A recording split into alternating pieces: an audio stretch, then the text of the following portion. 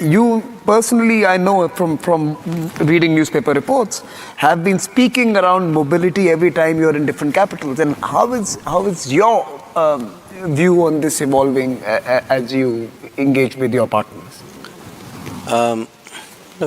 Samir, let me make 2-3 points here. One, for Indian foreign policy, I would certainly say preparing for a global workplace would be among our top 3 priorities. And it's not easy preparing for a global workplace, partly because we don't know what a global workplace is going to look like. My second point, you use the word, okay, you are in the business of exporting people. I think it's much more complicated than that.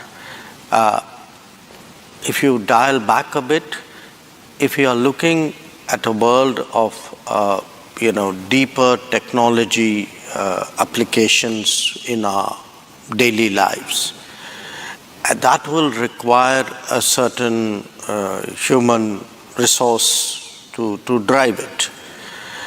And the reality of the world is human resources are very uneven. So I don't think it should be approached really as who is exporting whom to which country. We'll have to look at the resources in a way as a sort of a common pool and say, okay, how do we optimally prepare these resources so that they are available to the world? So if you're going to have a technology-driven world, you better have an education-driven world. And if we're going to have an education-driven world, it cannot be done nationally. People may be national, but the skills preparation is too complicated to be done nationally.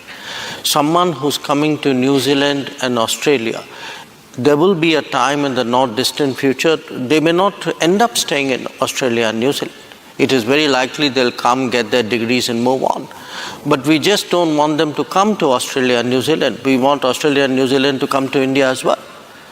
So, we have today a little more than 1 million students, 1.2 million, I think, abroad at a given time.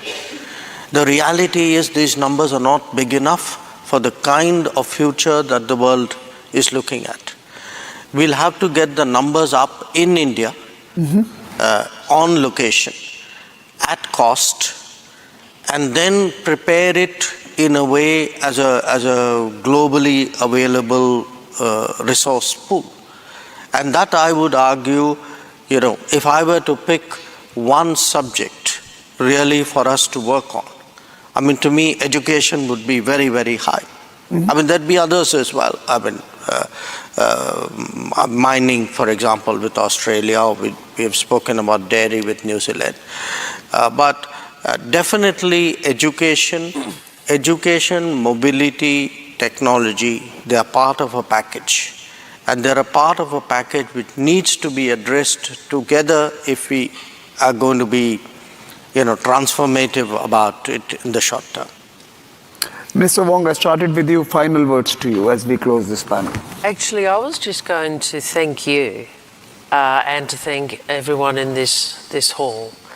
Rosina Down Under was, I think, credit where credit's due. I think it was Dr. Jaishankar's suggestion and came out of a bilateral, one of our ministerial dialogues. I think consistent with the sort of my exhortation around agency and working together.